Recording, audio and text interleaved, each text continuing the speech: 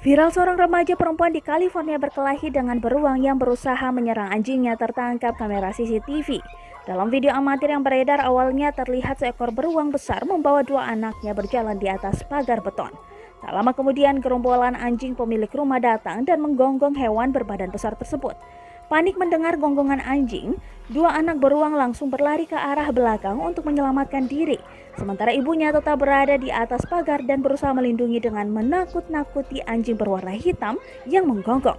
Mendengar ada yang tidak beres, Haley Moriniko, 17 tahun, yang sedang berkebun langsung mencari sumber suara. Betapa terkejutnya dia saat melihat anjing hitam miliknya tengah melawan seekor burung besar. Melihat itu, Haley bukannya kabur menyelamatkan diri, ia malah spontan berlari cepat mendorong burung besar itu hingga terjatuh. Haley lalu bergegas menyelamatkan ketiga anjing miliknya yang masih berada di halaman rumah. Saat Haley berlari masuk ke dalam rumah, terlihat si beruang besar kembali berusaha untuk naik ke atas pagar.